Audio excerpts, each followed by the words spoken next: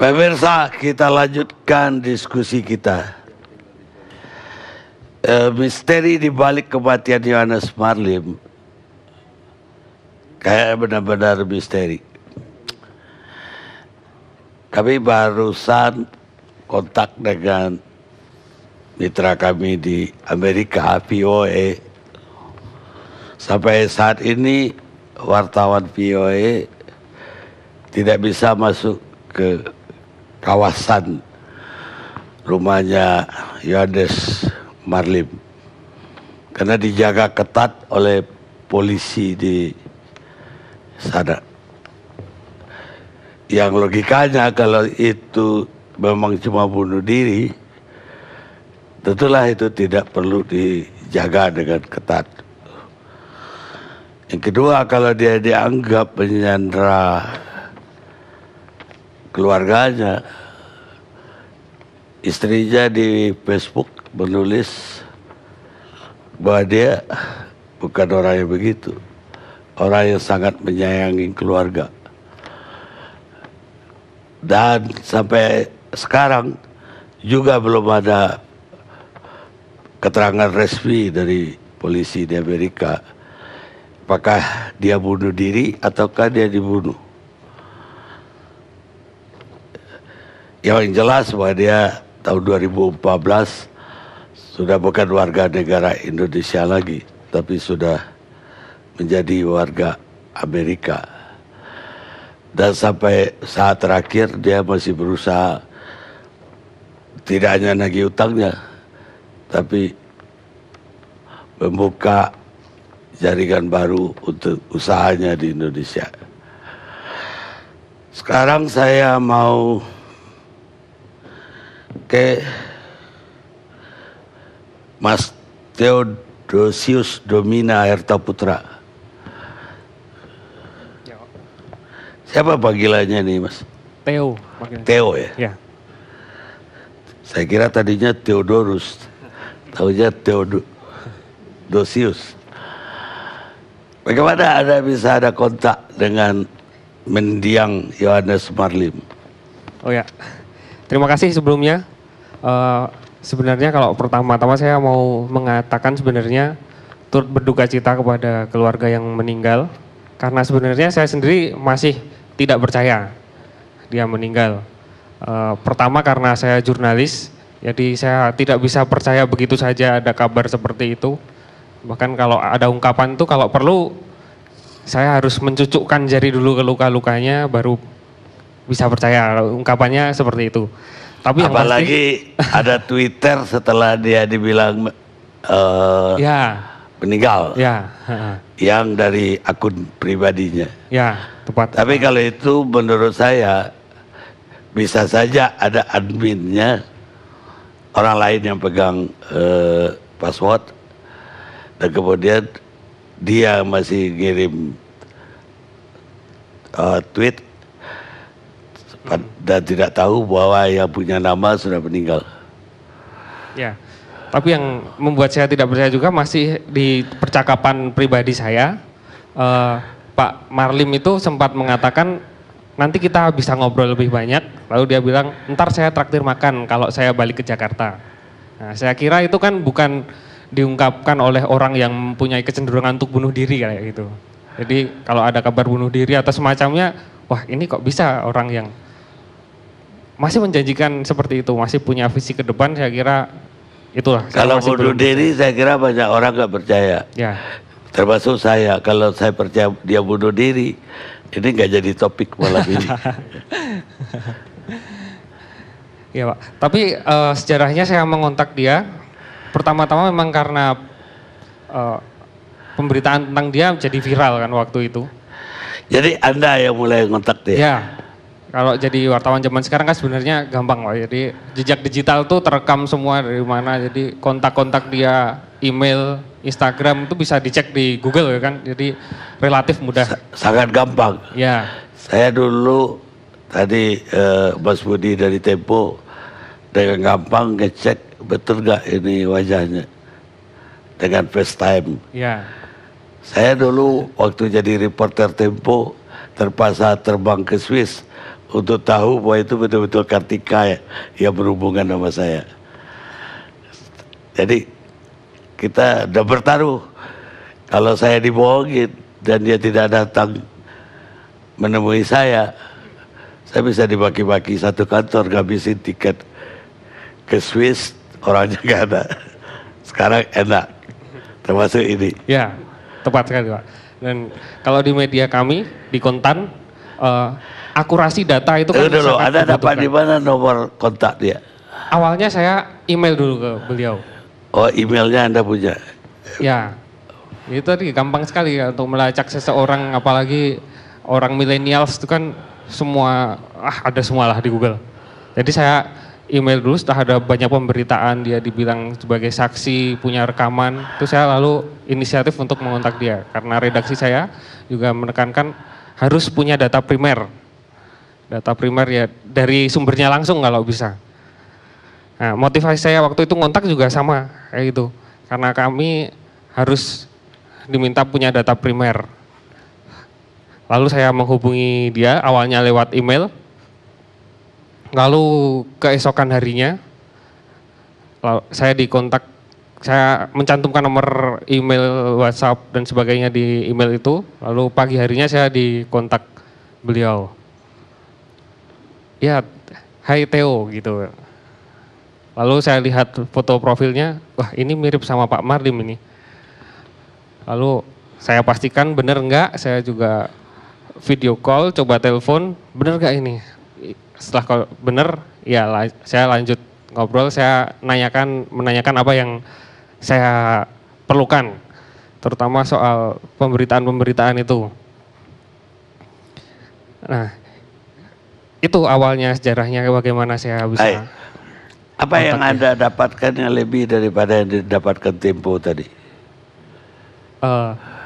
Itu awalnya kan ada pemberitaan dia mempunyai rekaman dan sebagainya. Saya konfirmasi apakah benar itu. Dia mengatakan silahkan merefer ke media lain. Itu yang bisa saya katakan. Awalnya dia bilang seperti itu. Lalu kemudian dia mulai cerita lagi, saya tanya beberapa hal yang kelihatannya agak sensitif, lalu dia tidak mau menjawab, lalu dia justru bilang itu tadi yang dicurhatkan. Sebenarnya pada saat tanggal 21 Juli itu, saya sudah menulis duluan. Sebagian berita itu sudah saya tulis duluan, tapi saya kebetulan ada momentum aja, kebetulan ada berita meninggal ini, jadi apa yang saya tuliskan itu beberapa yang curhatan lalu saya tuliskan lagi. Sebenarnya itu chattingan waktu awal-awal itu dulu. Mungkin Anda bisa ceritakan ke pemirsa apa yang Anda tuliskan. Seperti yang saya tuliskan di halaman sebelumnya, di laman sebelumnya, kontan.co.id itu yang judulnya kalau nggak salah ini curhatan itu. Benar si Pak Marlim itu memang kecewa dengan sebuah pemberitaan. Tapi intinya itu adalah bahwa pembahasan di situ, di beberapa media itu penetapan tersangka Pak SN ini karena rekaman yang dia miliki. Itu kan momentumnya dekat sekali, kalau nggak salah pengumuman dari KPK itu tanggal 17 Juli, lalu pemberitaan tentang rekaman itu muncul beberapa hari setelahnya atau malah pada saat itu ya. Pokoknya waktunya itu berdekatan. Penetapan jadi tersangka maksud Anda? SN jadi tersangka. Okay. Makanya Pak Marlim itu yang dia kecewa itu pembahasannya seolah-olah Pak SN ditetapkan tersangka gara-gara rekaman yang dia miliki. Lalu dia menegaskan, dia mengklarifikasi sebenarnya kepada kami bahwa dia punya rekaman itu semata-mata ya demi catatan dia saja.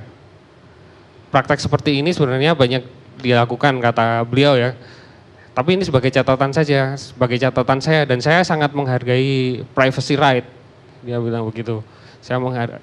Saya tahu hukum di Indonesia seperti apa, bahwa rekaman ini tidak bisa jadi bukti dan sebagainya. Dia menceritakan itu, tapi dia mengklarifikasi bahwa kalau ada orang yang mau memberitakan tidak benar soal saya punya rekamannya, jadi jangan diberitakan tidak benar. Dia mau mengklarifikasi seperti itu. Soalnya dalam dakwaan Pak Irman dan Pak Giarto kan disebutkan Pak Marlim ini ngasih duit ke Pak Giarto sekitar 200 US dollar kalau nggak salah. Nah, itu dia mau mengklarifikasi itu. Wah, itu tidak benar. Oh, itu tidak benar. Dia juga mengirimkan beberapa rekaman juga yang sama juga kan di media lain juga udah disebutkan, diberitakan. Kontennya saya dengar dan saya baca lagi sama sebenarnya. Ya, bahwa dia membantah memberi kepada 2 orang pejabat di Departemen Dalam Negeri, ya kita bisa pahami karena memang dia bisa dihukum di Amerika sana.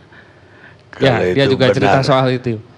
Di sana ada FCPA, Foreign Corrupt Practice Act, yang dia menekankan di sana. Dan kebetulan akhir-akhir ini di Indonesia juga mulai diterapkan, KPK kemarin menetapkan korporasi sebagai tersangka. Jadi dia menegaskan, pengen mengklarifikasi kalau saya main-main dengan pejabat Indonesia, saya akan kena ini FCPA ini yang dendanya, wah bisa besar sekali kalau menurut dia. Ya nggak mau main-main soal itu. Dan isi percakapan saya juga kebanyakan membahas soal proses bisnis, tendernya dia seperti apa, dan ada tagihan-tagihan yang masih belum dibayarkan, itu juga dia ceritakan kepada kami. Baik, tapi dapat informasi apa ada, kan kalau kita jadi wartawan, rekan kita udah duluan ngeluarin berita, kita kan usaha kita bagaimana berita yang kita dapat yang beda dan lain dari dia, bahkan kalau bisa melebihi apa yang dia dapat. Apa yang Anda bisa katakan?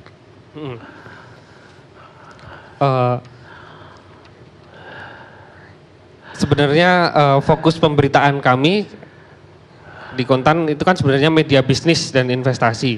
Jadi kami nggak mau masuk dalam ke politik, nggak mau masuk dalam ke penganggaran, tapi kami ingin lewat pemberitaan kami, korporasi-korporasi itu juga menerapkan GCG.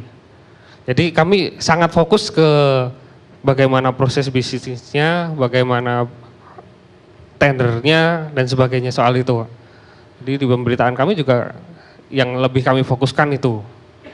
Baik, apa benar siapa saja yang mendirikan perusahaannya itu? Yang mendirikan, artinya pemegang sahamnya siapa saja? Apa itu milik pribadi dia atau ada rekan-rekannya yang lain? Ada orang Indonesia juga enggak di luar dia?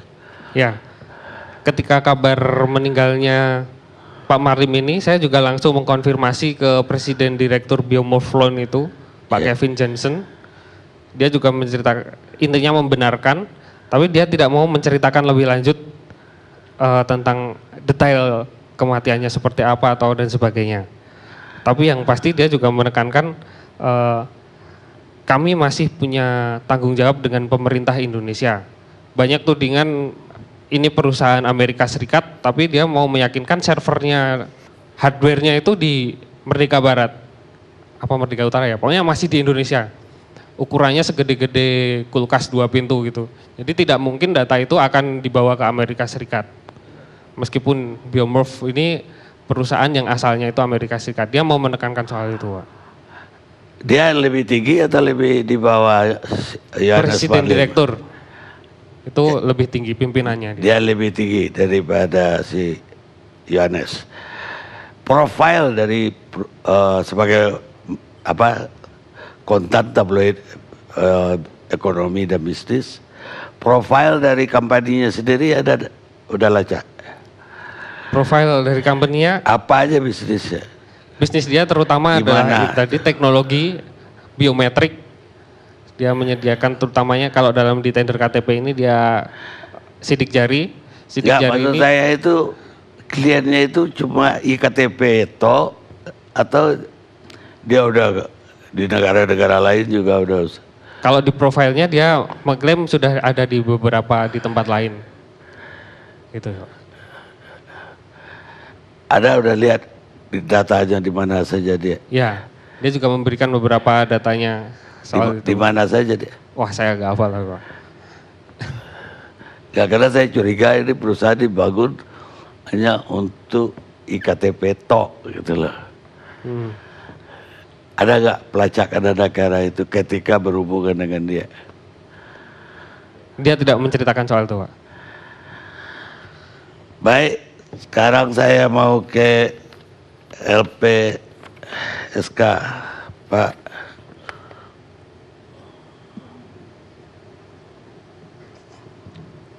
Pak Edwin.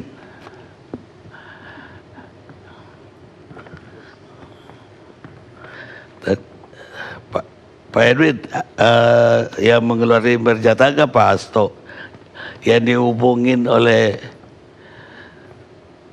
Yohanes Marlem itu siapa? Marlem. Ya, bisa kami jelaskan Bang Karni bahwa Lembaga Perlindungan Korban LPSK berdasarkan undang-undang mendapatkan mandat untuk memberikan perlindungan kepada kasus perkara tindak pidana ya, yaitu kasus perkara korupsi, terorisme, narkoba, penyiksaan, dan yang lainnya. Kemudian dari kasus prioritas tersebut, si saksi, korban, saksi ahli, terus kemudian pelapor, termasuk juga justice collaborator, bisa mengajukan permohonan kepada LPSK untuk mendapatkan perlindungan. Nah, perlindungan ini juga bisa diajukan oleh kuasa hukum dan keluarganya, bisa juga oleh pejabat instansi yang terkait. Nah, pada kasus-kasus korupsi, sebenarnya LPSK dan KPK sudah memiliki MOU kerjasama sejak tahun 2010 dan MOU itu berlaku untuk 5 tahun. Menyangkut kasus yang atau hal yang sedang kita bicarakan pada malam ini, menyangkut kematian Yohanes Marlem, pada awalnya kami mengamati pemberitaan di koran Tempo yang memberitakan dan menggambarkan bahwa Yohanes Marlem ini adalah seorang yang memiliki keterangan penting untuk mengungkap kasus EKTP. Disampaikan juga diberitakan itu bahwa Yohanes Marlem memiliki barang bukti tentang rekaman pembicaraan dengan berbagai pihak yang terlibat pada kasus EKTP. Nah, kemudian dari pemberitaan tersebut LPSK mengambil inisiatif untuk berkomunikasi dengan Yohanes Marlem yang dilakukan oleh Bu Lili Pintauli sebagai Ketua Divisi Bidang Perlindungan Kasus Korupsi melalui WA, WhatsApp. Yang ngubungin Yohanes Marlem? Bukan, Bu Lili Pintauli dari salah satu pimpinan LPSK. Menghubungin Yohanes ya? Iya. Kenapa kita yang ngambil inisiatif bukan dia yang ngambil inisiatif? Iya betul. Kami ngambil inisiatif karena kami dari keterangan penting dari pemberitaan itu, kami menilai bahwa tentu ada berbagai pihak yang enggan atau tidak menginginkan Yohanes Marlem ini menyampaikan keterangan sebagai saksi dalam proses penyidikan maupun di pengadilan. Oh, karena orang ini disinyalir mempunyai keterangan yang penting dan membahayakan orang lain. Iya. Sehingga inisiatif diambil oleh LPSK. Jadi dihubungin ke Amerika. Iya, kami melakukan komunikasi lewat WhatsApp ya dengan Yohanes Marlem sejak tanggal 26 Juli ya. Dan 27 Juli oleh Bu Lili Pintauli. Kemudian dilanjutkan oleh tenaga ahli LPSK sejak tanggal 27 Juli hingga tanggal 31 Juli. Gitu. Jadi komunikasinya via WhatsApp dan dalam komunikasi itu kami memperkenalkan diri, apa lembaga ini pekerjaan untuk apa dan apa yang bisa dilakukan oleh lembaga ini untuk kepentingan Yohanes Marlem dalam rangka pengungkapan perkara EKTP. Dia jawab apa? Dia kepingin dilindungin atau tidak? Ya, dia memang ada pertanyaan tentang apa itu LPSK dan kemudian juga apakah kami sudah berkoordinasi dengan KPK dan kemudian juga dia juga menyampaikan bahwa dia sudah menyampaikan juga permohonan perlindungan kepada KPK, tapi KPK dalam WhatsApp-nya nanti bisa saya tunjukkan itu menurut Yohanes Marlem bisa memberikan perlindungan kalau seandainya Yohanes Marlem memberikan data kepada KPK dan itu ditolak oleh Yohanes Marlem. Jadi Yohanes Marlem tidak mau memberikan datanya kepada KPK. Ya. Kami juga sudah memberikan formulir untuk pengajuan permohonan. Dalam formulir tersebut sebenarnya kalau seandainya Yohanes Marlin mengirim kembali kepada kami bisa tahu tentang identitas dirinya, kemudian pihak keluarga siapa saja yang bisa dihubungi, ya, dan kemudian juga kami bisa mengetahui kronologis dari kasus yang dia sedang disorot, ya, EKTP, dan juga apakah ada ancaman terhadap dirinya.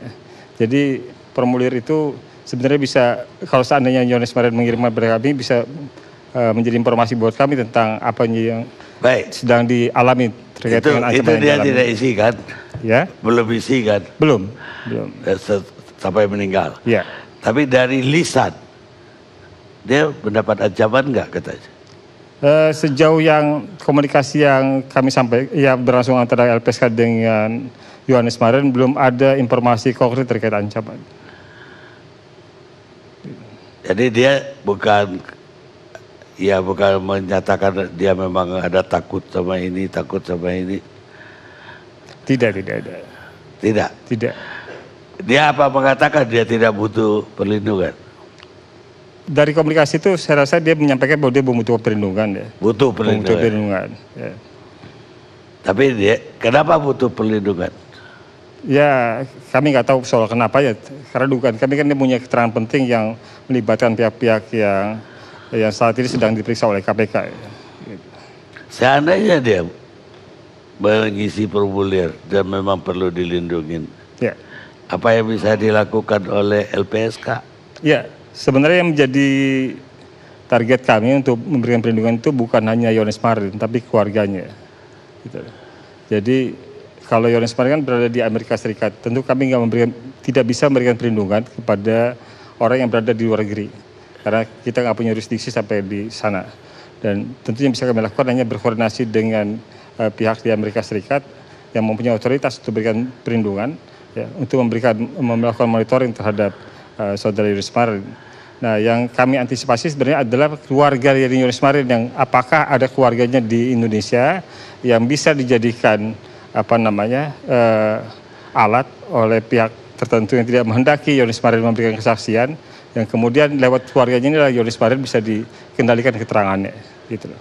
Jadi yang kami sebenarnya sasar pertama adalah keluarganya kalau di Indonesia, dan kedua kalau Yohanes Marlin seandainya ke Indonesia untuk memberikan keterangan di penyidik maupun di persidangan. Dia punya keluarga di Indonesia? Itu yang sedang kami dalami. Dari lisan ada nggak keluarganya? Ya, kami belum dialog. Kami belum mendalami sampai situ. Ya, seandainya kita boleh bikin safe house di Amerika, juga anggarannya gede banget untuk Yohanes Marlin. LPSK juga gak mampu. Baik pemirsa, kita rehat dulu sejenak.